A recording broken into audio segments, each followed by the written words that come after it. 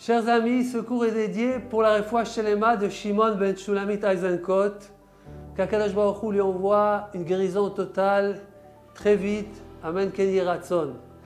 La paracha de la semaine, parachat Mishpatim. Ce Shabbat, c'est Rosh Chodesh Adar. Mishenichnas Adar, Marbim Besimcha. Quand le mois de Adar vient, rentre, on amplifie de joie. Dans la paracha de la semaine, c'est marqué le verset qui dit Kol Asher Diber Hashem Naase Venishma. Nous avons dit, nous les Bnei Israël à Kadosh Baruch Hu, sous le mont Sinaï, tout ce que Hashem va dire, on le fera et puis on l'entendra. Normalement, il faut d'abord entendre et après on peut faire ce qu'on entend. Mais là, l'inverse. Tellement la confiance, tellement la joie et l'amour qu'ils ont prouvé à Kadosh Baruch Hu, qu'ils ont dit tout ce que tu vas nous dire, on le fera. Même avant d'entendre, on ne sait pas ce que tu vas nous dire. Mais tu peux être sûr que tout ce que tu vas demander, on le fera. Mais quelque part, il manquait quelque chose dans l'acceptation de la Torah sous le mont Sinaï. Pourquoi ? Parce que Akadosh Baruch Hu, il leur a dit si vous n'acceptez pas la Torah aujourd'hui, je vous engouffre sous le mont Sinaï. Donc quelque part, on pourrait dire plus tard j'ai accepté la Torah, c'est vrai, mais parce qu'on m'a obligé. Si on ne m'avait pas obligé, peut-être je n'aurais pas accepté la Torah. Alors, plus tard, dans la période de Haman, quand il voulait exterminer tous les Juifs, qui est Purim, là c'est marqué dans la Megillah Ki imu vekiblu haYehudim, Ki imu ma shekiblu kvar. Les Juifs ont accepté ce qu'ils ont déjà accepté sous le mont Sinaï. On a accepté à nouveau la Torah dans la période de Purim. Pourquoi ? Parce que dans la période de Purim, Haman voulait exterminer le peuple juif. On a essayé de faire des choses logiques pour le calmer. Par exemple, Achashverosh, il invite tous les Juifs pour venir au festin, à Shushan Abira, qui était en Iran aujourd'hui. Et là, tous les Juifs, ils disent, voilà, il faut aller au festin pour montrer à Achashverosh et à Haman que nous, on le respecte. Que nous aussi, on sait s'asseoir avec eux, manger et boire avec eux, faire les chaïm. On va y aller. Et là, Mordechai, il dit, interdit d'aller au festin de Achashverosh. Mais Mordechai, tu ne comprends pas que la situation est délicate. Il faut montrer à Achashverosh qu'on est sympathique, qu'on voudrait, on le respecte. Mordechai dit non, c'est interdit. On n'a pas le droit de boire du vin avec les goïms, de s'asseoir avec eux dans un festin.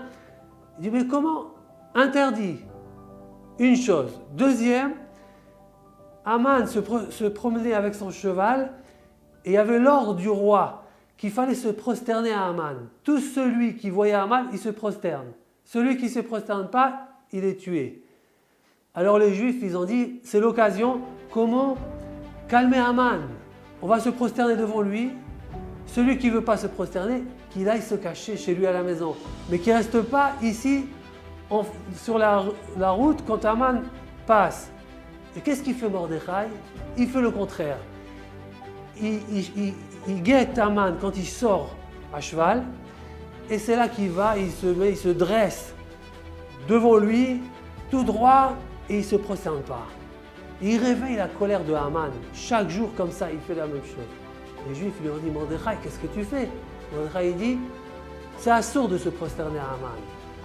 Il ne faut pas lui montrer qu'on se prosterne. Haman, c'est Amalek.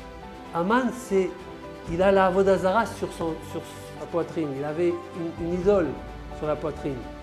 On n'a pas le droit de lui montrer qu'on se prosterne devant lui. Le contraire, il faut lui montrer qu'on n'a pas peur de lui, qu'on ne se prosterne pas devant lui. Personne n'a compris Mordechai. Mais en réalité, qui c'est qui a renversé la situation ? C'est Mordechai et Esther.